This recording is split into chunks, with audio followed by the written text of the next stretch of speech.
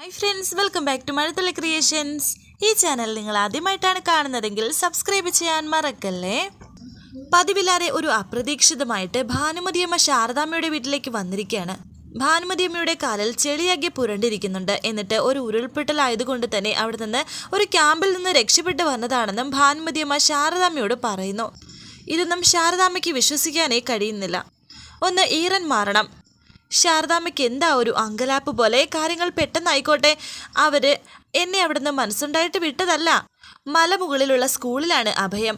ആടും കോഴിയും പശുവും എല്ലാവരും ഉണ്ട്. അവിടുന്ന് ആർക്കും പുറത്തു പോകാൻ സാധിക്കില്ല. ഒരു അത്യാവശ്യമായോണ്ടാണ് ഞാൻ ചോദിച്ചിട്ട്. ഒരു നേരമാണെങ്കിൽ ഒരു നേരം ഇവിടുന്ന് വിശപ്പടക്കിയതിൻ്റെ നന്ദിയുണ്ട്. ഞാനെന്തോ പിച്ചും പയ്യും പറയുവാണെന്ന് തോന്നിയിട്ടുണ്ടാവും ശാരദാമ്മയ്ക്കല്ലേ.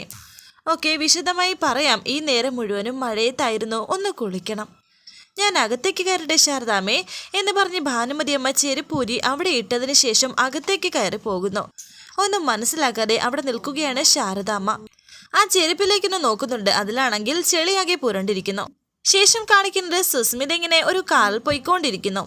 ആള് വളരെ ദേഷ്യത്തിലാണ്. സുസ്മിതയെ കാത്ത് ഒരു സ്ത്രീ അവിടെ നിൽപ്പുണ്ട്. അത് മറ്റാരുമല്ല, സുസ്മിതയ്ക്ക് ഒരു സഹായം ചെയ്തിരുന്ന ഒരു സിസ്റ്ററാണ്. സുസ്മിതയെ കാണാനാണ് അവർ കാത്തു നിൽക്കുന്നത്. സുസ്മിതയ്ക്ക് ഒരു 2 മിനിറ്റ് സംസാരിക്കാൻ സമയമുണ്ടെങ്കിൽ അല്ല, സുസ്മിതയ്ക്ക് ആരെയും പേടിയില്ലെന്നാ ഞാൻ കേട്ടത്. അങ്ങനെ സുസ്മിത ആ സ്ത്രീയുടെ അരികിലേക്ക് വരുന്നു. ഇനി പറ, നീ എന്തിനാ എന്നെ എപ്പോഴും ഇങ്ങനെ ഫോൺ ചെയ്ത് ശല്യപ്പെടുത്തിക്കൊണ്ടിരിക്കുന്നത്? സമയമില്ല എന്ന് പല പ്രാവശ്യം പറഞ്ഞിട്ടും കാണണമെന്ന് വാശി പിടിക്കുന്നത് എന്തിനാ? ശേഷം ഡ്രൈവറിനോട് മാറിക്കൊള്ളാൻ കണ്ണ് കാണിക്കുകയാണ് സുസ്മിത. ആ സ്ത്രീ പറയുന്നു, എൻ്റെ പേര് സുസ്മിതയെ കാണുന്നത് കൊണ്ടുള്ള ആവശ്യം ഇതൊന്നും പല പ്രാവശ്യം ചോദിച്ചിട്ടും ഞാൻ പറഞ്ഞിരുന്നില്ല. ഉചിതമായ സമയത്ത് അത് പറഞ്ഞുകൊണ്ടേ പ്രയോജനമുള്ളൂ എന്ന് തോന്നി. ഇടയ്ക്കിടെ സുസ്മിത പറയുന്നു, ഇനിയും ചുറ്റി വിളച്ച് മൂക്കി പിടിക്കാൻ നിൽക്കല്ലേ. കുറച്ച് നാളായിട്ട് നീ എനിക്കൊരു തലവേദനയാണ്. കാര്യം എന്താണെന്ന് വെച്ചാൽ പറയേ. സുസ്മിതയുടെ തലവേദന തീരാൻ പോകുന്നു. എനിക്കൊരു യാത്രയുണ്ട്. അതിനു മുമ്പ് സുസ്മിതയെ കൊണ്ട് ഉദ്ദേശിച്ച കാര്യം നടത്തണം. സുസ്മിത ഇപ്പോൾ ആലോചിച്ചത് എന്താണെന്ന് എനിക്ക് മനസ്സിലായി. സുസ്മിതയെ കൊണ്ട് ആരും കാര്യം നടത്തിയിട്ടില്ല എന്നല്ലേ? ഇരിക്കട്ടെ, സുസ്മിത പറയുന്നു. അപ്പോൾ സുസ്മിതയെക്കുറിച്ച് നിനക്ക് ഏകദേശം ഒരു ഗ്രാഹ്യമൊക്കെ ഉണ്ട്. ഒരിക്കലും നടക്കാൻ പോകുന്ന കാര്യമല്ല എന്നറിഞ്ഞിട്ട് പിന്നെ എന്തിനാടി നീ സുസ്മിതയുടെ പിന്നാലെ കൂടിയിരിക്കുന്നത്? ഇരിക്കട്ടെ, ആ സ്ത്രീ പറയുന്നു, അതിനെ കാര്യം എന്താണെന്ന് ഞാൻ പറഞ്ഞില്ലല്ലേ. സുസ്മിത പറയുന്നു, എന്തായാലും കാര്യം ഞാൻ ചോദിച്ചില്ലല്ലോ. സുസ്മിതയ്ക്ക് ആവശ്യമുള്ളവരെ സുസ്മിത അങ്ങോട്ട് പോയി ചെന്ന് കാണും. കാര്യം നടക്കാൻ കരയും, കാല് പിടിക്കും, കാശ് കൊടുക്കും, അങ്ങനെ എന്തും ചെയ്യും. സുസ്മിതയ്ക്ക് ആവശ്യമുള്ളവടുത്ത് മാത്രം. ഇരിക്കട്ടെ, ആ സ്ത്രീ പറയുന്നു, അറിയാം, എൻ്റെ ചേച്ചി പറഞ്ഞിട്ടുണ്ട്. എൻ്റെ ചേച്ചി സുസ്മിത മറന്നിട്ടുണ്ടാവാൻ സാധ്യതയില്ല. കാരണം ആ ഹോസ്പിറ്റലിലെ നഴ്സായിരുന്നു. പേര് വിദ്യ. പെട്ടെന്ന് ആ പണ്ടത്തെ കാര്യങ്ങളൊക്കെ ആലോചിക്കുകയാണ് സുസ്മിത. കരുണ ഹോസ്പിറ്റലിലെ ആ നഴ്സിനെ കുറിച്ച്. അതെ, വിദ്യ തന്നെ. മര്യാദയ്ക്ക് കിട്ടുന്ന ശമ്പളവുമായി അടങ്ങി ഒതുങ്ങി ജീവിച്ചതാ എൻ്റെ ചേച്ചിയെ പണം നൽകി പ്രലോഭിപ്പിച്ച് വേണ്ടാത്ത കാര്യങ്ങൾക്ക് നിർബന്ധിച്ചത് സുസ്മിത തന്നെയാണ്. എന്നാ സ്ത്രീ പറഞ്ഞപ്പോൾ നിന്നോട് ഇതാരാ പറഞ്ഞതെന്ന് സുസ്മിത ചോദിക്കുന്നു. എൻ്റെ ചേച്ചി തന്നെയെന്ന് പിന്നെയും ആ സ്ത്രീ പറയുന്നുണ്ട്. എന്നാലേ എനിക്കതിൽ ഒരു മനസ്സാക്ഷി കുത്തുമില്ല. അവൾ എനിക്ക് എന്തെങ്കിലും വിവരം ചോർത്തി തന്നിട്ടുണ്ടെങ്കിൽ അതിന് 10 ഇരട്ടി പ്രതിഫലം ഞാൻ അവൾക്ക് പണമായിട്ട് കൊടുത്തിട്ടുണ്ട്. എന്നിട്ടും അതെനിക്ക് 10 പൈസയുടെ പ്രയോജനം ഉണ്ടായിട്ടില്ല എന്നുള്ളതാണ് ശരി. ഇത് കേട്ട് ആ സ്ത്രീ പറയുന്നു, ആ വേദന ചേച്ചിക്ക് എന്നും ഉണ്ടായിരുന്നു. ചേച്ചിയുടെ കല്യാണം അടക്കം നടന്നത് സുസ്മിതയുടെ ക്യാഷ് കൊണ്ടാ. എന്നിട്ടും സുസ്മിതയ്ക്ക് ഉപകരിക്കുന്ന വിവരം കൊടുക്കാൻ ചേച്ചിയെ കൊണ്ട് കഴിഞ്ഞിട്ടില്ല എന്നത് എപ്പോഴും ചേച്ചി സങ്കടപ്പെടുമായിരുന്നു. ചേച്ചി പറഞ്ഞിട്ട് ആ കടം വീട്ടാൻ വേണ്ടിയാണ് ഞാൻ വന്നിരിക്കുന്നത്.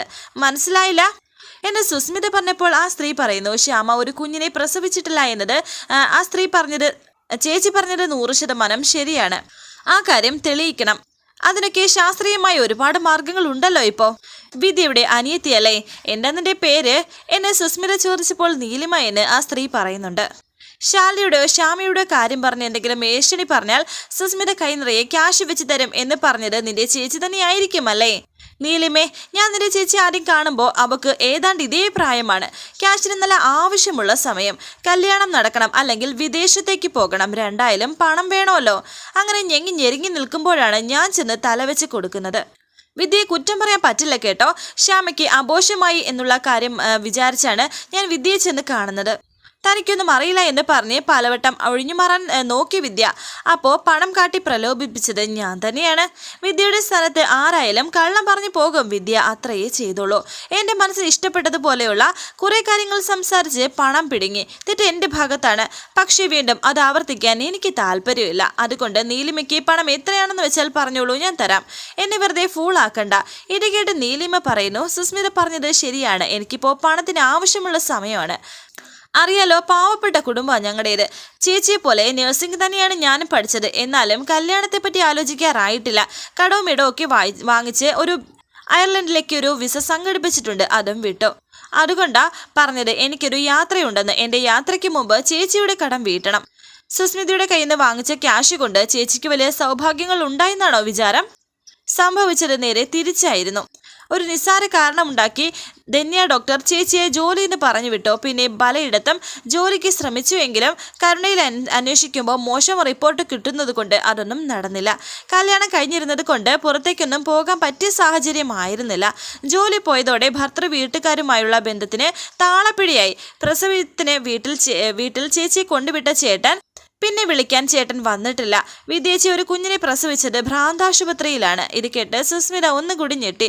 ഇതൊക്കെ കാണുകയും കേൾക്കുകയും ചെയ്തത് കൊണ്ടാണ് വിദ്യേച്ചിയുടെ ഭാഗത്ത് സത്യമുണ്ടെന്ന് തെളിയിക്കണമെന്ന് എനിക്ക് തോന്നിയത്. വിദ്യേച്ചി പറഞ്ഞത് കള്ളമായിരുന്നില്ല എന്ന് എല്ലാവർക്കും ബോധ്യം വരണം. ഭ്രാന്തിൻ്റെ ഇടവേളകൾ ബോധം വരുമ്പോൾ ചേച്ചി കരഞ്ഞ് പറയാറുണ്ടായിരുന്നു, ചേച്ചി ആരെയും പറ്റിച്ചിട്ടില്ല എന്ന്. പറഞ്ഞത് സത്യം മാത്രമായിരുന്നു എന്ന്. അതുകൊണ്ട് മാത്രമാണ് ഞാൻ, അല്ലാതെ സുസ്മിതയുടെ കയ്യിലെ പണം മോഹിച്ചിട്ടല്ല. സുസ്മിതയ്ക്ക് പഴയ കാര്യങ്ങളിൽ താല്പര്യമില്ലെങ്കിൽ വിട്ടേക്ക്, ഞാനായിട്ട് ഒന്നിനും നിർബന്ധിക്കുന്നില്ല. അങ്ങനെ ആ നീലിമ പോകുകയാണ്. എന്നാൽ സുസ്മിത തിരികെ വിളിച്ചു.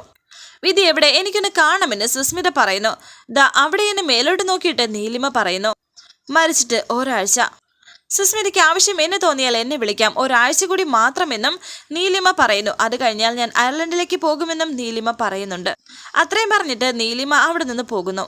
ഒരു ഷോക്കായതുപോലെ നിൽക്കുകയാണ് സുസ്മിത. ശേഷം കാണിക്കുന്നത് ഭാനുമതി അമ്മയ്ക്ക് ഭക്ഷണം വിളമ്പുകയാണ് ശാരദ. ഭക്ഷണം വിളമ്പിയിട്ട് കഴിക്കാൻ പറഞ്ഞപ്പോൾ ഭാനുമതിയമ്മ ചോദിക്കുന്നുണ്ട്, അപ്പോൾ ശാരദാമ്മ കഴിക്കുന്നില്ല എന്ന്. എനിക്ക് വിശപ്പ് തുടങ്ങിയിട്ടില്ല, ഭാനുമതിയമ്മ കഴിക്ക് എന്ന് ശാരദാമ്മ പറഞ്ഞപ്പോൾ ഭാനുമതിയമ്മ വീണ്ടും പറയുന്നു, എനിക്കാണെങ്കിൽ ഈ ജന്മം മുഴുവനും വിശപ്പേ ഉണ്ടായിരുന്നുള്ളൂ. അതും കഴിഞ്ഞു.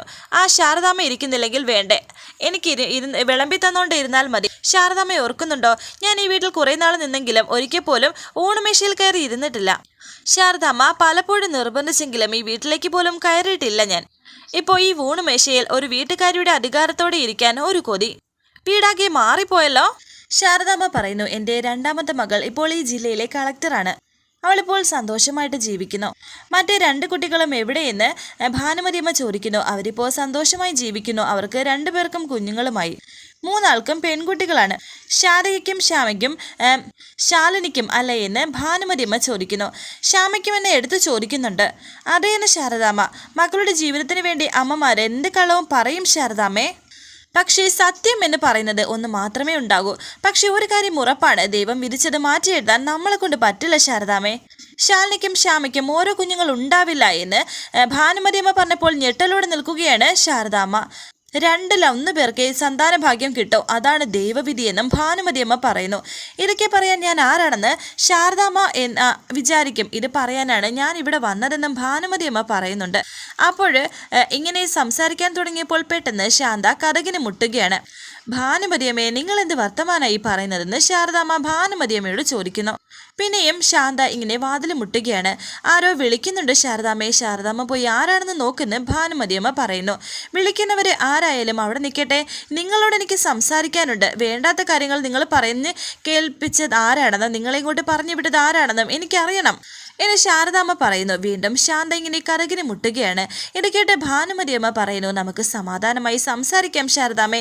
ഇപ്പോൾ സംസാരിക്കാം എന്ന് വെച്ചാൽ പുറത്ത് നിൽക്കുന്ന ആള് അതിന് സമ്മതിക്കില്ല. ഞാൻ ഇവിടെ തന്നെ ഉണ്ടല്ലോ. ശാരദാമ്മ വിളമ്പി വെച്ച ഭക്ഷണം ഒന്ന് കഴിച്ചോട്ടെ. ശാരദാമ്മ പോയി അത് ആരാണെന്ന് നോക്കിയിട്ട് വരൂ. പിന്നെയും ശാന്ത വിളിക്കാണ്, കിടന്ന് തൊള്ള തുറക്കണ്ട, ഞാൻ ദേ വരുന്നു എന്ന് ശാരദാമ്മ. ശാരദാമ്മേ, മല്ലീശ്വരൻ കോവില് എന്നെ കേട്ടിട്ടുണ്ടോ? അവിടുണ്ട് എല്ലാത്തിനും പരിഹാരം. ശാരദാമ്മ പോയിട്ട് വാ എന്ന് ഭാനുമതിയമ്മ പറയുന്നു. അതും ഒന്നുരുഞ്ഞൊരു അന്ന് വിട്ടതുപോലെ കേട്ടുകൊണ്ട് നിൽക്കുകയായിരുന്നു ശാരദാമ്മ. ശേഷം ശാരദാമ്മ വാതിൽ തുറക്കാനായി പോകുന്നു. വാതിൽ തുറക്കുകയാണ്. എന്താടി എന്ന് ചോദിക്കുന്നു. എന്തൊരു ഉറക്കമാ ശാരദാമ്മ ഇത്? ഞാൻ എത്ര നേരമായിട്ട് വിളിക്കുന്നു. എന്ന് ശാന്ത പറഞ്ഞപ്പോൾ ശാരദാമ്മ പറയുന്നു, ഉറക്കോ? ഞാനകത്ത് സംസാരിച്ചുകൊണ്ടിരിക്കുമായിരുന്നു. ആരോട് എന്ന് ശാന്ത ചോദിച്ചപ്പോൾ ശാരദാമ്മ പറയുന്നു, ആ ഭാനുമതിയമ്മ വന്നിട്ടുണ്ട്. ഭാനുമതിയമ്മയോ? ഏത് ഭാനുമതിയമ്മ എന്ന് ശാന്ത. എടി, ഇടയ്ക്ക് കുറച്ചു കാലം ഇവിടെ ഒന്ന് താമസിച്ചില്ലായിരുന്നോ? മറ്റേ ആ ഉരുൾപൊട്ടൽ ബന്ധുക്കൾ മരിച്ചുപോയെന്നൊക്കെ പറഞ്ഞിട്ട് എന്നെ ശാരദാമ്മ പറഞ്ഞപ്പോൾ ശാന്ത പറയുന്നു, അവര് പെട്ടെന്ന് ഇങ്ങോട്ട് മുങ്ങിയതല്ലേ? പിന്നെ ഈ 6-7 വർഷം അവരെവിടെയായിരുന്നു? അതൊന്നും ചോദിക്കാനുള്ള സാവകാശം കിട്ടിയില്ല. പതിവ് പോലെ വന്നപാടെ വിശക്കുന്നു എന്ന് പറഞ്ഞു ഞാൻ ചോറെടുത്ത് കൊടുത്തിട്ട് പോന്നിരിക്കുകയാണ് എന്നെ ശാരദാമ്മ പറഞ്ഞപ്പോൾ ശാന്ത പറയുന്നു, ചോറെടുത്ത് കൊടുത്തെന്നോ? അതിന് ചോറ് എവിടുന്നാ ശാരദാമ്മേ? ശാലിനിമോളും സത്യമോളും ഫംഗ്ഷന് പോകുന്നുണ്ട്, ഉച്ചയ്ക്ക് ഭക്ഷണം വെക്കുന്നില്ലെന്ന് ശാരദാമ്മ തന്നെയല്ലേ പറഞ്ഞത്? വല്ലാത്ത നടുവേദന, ഒന്ന് തല ചായ്ക്കണമെന്ന് പറഞ്ഞു, എന്നിട്ട് മയങ്ങാൻ പോയതല്ലേ? ഇതിനിടയിൽ ആരെങ്കിലും വരുന്നുണ്ടെങ്കിൽ പറയണമെന്നും പറഞ്ഞു എന്നെ ശാന്ത പറഞ്ഞപ്പോൾ ശാരദാമ്മ പറയുന്നുണ്ട്, എന്നിട്ട് അവരിവിടെ കിടന്ന് തൊണ്ട കീറി വിളിച്ചിട്ട് നീ ഒന്നും കേട്ടില്ലേ? ഞാൻ മൊത്ത സമയം ഹോട്ടലിൽ കണക്ക് നോക്കി ഇരിക്കുകയായിരുന്നല്ലോ.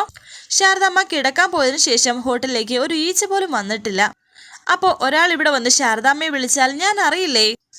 ഒന്നുകിൽ ശാരദാമ്മ എന്നെ കളിപ്പിക്കാൻ പറയാണ്, അല്ലെങ്കിൽ ശാരദാമ്മ സ്വപ്നം കണ്ടയാണ് എന്നെ ശാന്ത പറഞ്ഞപ്പോൾ ശാരദാമ്മ പറയുന്നു, എടി, ഞാനിവിടെ ചോറെടുത്ത് വെച്ചത് സ്വപ്നമാണെന്നാണോ നീ വിചാരിക്കുന്നത്? എവിടുന്ന് ചോറെടുത്ത് വെക്കാനാ എന്നെ ശാന്ത ചോദിക്കുന്നു. ഒന്നും മനസ്സിലാക്കാതെ അകത്തേക്ക് പോയി നോക്കുകയാണ് ശാരദാമ്മ. എന്നാൽ പോയി നോക്കിയപ്പോൾ അവിടെ ആളുമില്ല, ചോറുമില്ല. ഒരു ഞെട്ടലോടെയാണ് ആ ശാരദാമ്മ അത് കണ്ടു നിൽക്കുന്നത്. ഭാനുമതിയുമേ ഇല്ല. അവിടേക്ക് പോയി നോക്കുകയാണ് ശാരദാമ്മ. എന്നാൽ അവിടെ എങ്ങും മാറിയും കാണുന്നില്ല. ഒരു ടെൻഷനൊക്കെ ഉണ്ട് ശാരദാമ്മയ്ക്ക്. പക്ഷേ വന്നിട്ട് പോയ ഭാനുമതിയമ്മ പറഞ്ഞിട്ട് പോയ കാര്യങ്ങൾ സത്യമാണ്. ഭാനുമതിയമ്മ എന്ന് പറഞ്ഞ് ശാരദാമ്മ അവിടെയൊക്കെ വിളിക്കുന്നുണ്ട്. എന്നാൽ അവിടെയെങ്ങും അമ്മയെ കാണാനില്ല. എടി ശാന്ത, ഞാനിവിടെ എന്ന് ശാരദാമ്മ പറഞ്ഞപ്പോൾ ഒന്നും പറയണ്ട ശാരദാമ്മയെ, മനസ്സിലായെന്ന് ശാന്ത. എടി, ഈ കസേരയിൽ അവരിരുന്നത് അവിടെ എന്ന് പറഞ്ഞ് ശാരദാമ്മ പുറത്തേക്ക് പോയി നോക്കുന്നു. അവിടേക്ക് വിളിച്ച് നോക്കുകയാണ്. എന്നാൽ അവിടെ എങ്ങും കാണുന്നില്ല. ശാന്തെ, അതിനുള്ളിലാണ് അവർ കുളിച്ചത്. ഒരു തുള്ളി വെള്ളം പോലും അവിടെ വീണിട്ടില്ല എന്നും ശാരദാമ്മ പറയുന്നു. പിന്നെയും ഭാനുമതിയമ്മ എന്ന് പറഞ്ഞ് അവിടേക്ക് വിളിച്ച് നോക്കുകയാണ് ശാരദാമ്മ. എന്നാൽ അവിടെ കാണാനില്ല. പിന്നെയും ശാരദാമ്മ ഇങ്ങ് വന്നേ, ഞാൻ പറഞ്ഞിട്ടുണ്ട് പകൽ അധിക സമയം കിടന്നുറങ്ങരുതെന്ന് എന്നെ ശാന്ത പറയുകയാണ്. എന്നിട്ട് ശാരദാമ്മയുടെ കയ്യിൽ പിടിച്ചുകൊണ്ട് പോകുന്നു. പുറത്തേക്ക് കൊണ്ടുവന്നു. എടി നിൽക്കേ, നീ എന്നെ എവിടേക്കാണ് കൊണ്ടുപോകുന്നത്? നമുക്ക് എന്നെ ശാരദാമ്മ പറഞ്ഞപ്പോൾ ശാന്ത പറയുന്നുണ്ട്, നമുക്ക് ഹോട്ടലിൽ ഇരിക്കണോ അതോ ഊണ് ഇങ്ങോട്ട് എടുക്കണോ? നീ പോയിക്കോ, ഞാൻ അങ്ങോട്ട് വന്നോളാം എന്ന് ശാരദാമ്മ പറഞ്ഞപ്പോൾ ശാന്ത പറയുന്നുണ്ട്, ഇനിയും പോയി കിടന്ന് സ്വപ്നമൊന്നും കാണരുതെന്ന്. ശേഷം ശാരദാമ്മ അവിടേക്ക് ഒന്നുകൂടി ഒന്ന് നോക്കുന്നുണ്ട്. എന്നിട്ട് ഭാനുമതിയമ്മ പറഞ്ഞ കാര്യങ്ങൾ ഇങ്ങനെ ആലോചിക്കുന്നു. പറഞ്ഞത് മുഴുവനും സത്യമാണ്. ആ ചെരുപ്പ് നോക്കുകയാണ്. അപ്പോഴതാ അവിടെ ആ ചെരുപ്പ് കിടക്കുന്നു. പെട്ടെന്നൊരു ഞെട്ടലോടെ എണീറ്റ് നിൽക്കുകയാണ് ശാരദാമ്മ. ഒന്നുകൂടി ശാരദാമ്മ അകത്തേക്ക് നോക്കിയപ്പോൾ അവിടെ എങ്ങും ആരെയും കാണാനില്ല. പക്ഷേ ആ ചെരുപ്പ് മാത്രം അവിടെ കിടക്കുന്നു. പറഞ്ഞ കാര്യം ഒന്നുകൂടി ആലോചിക്കുകയാണ്. വരാനിരിക്കുന്ന പുതുപുത്തൻ എപ്പിസോഡുമായി വീണ്ടും കാണാം. Thank you for watching. Please subscribe, like, share my channel.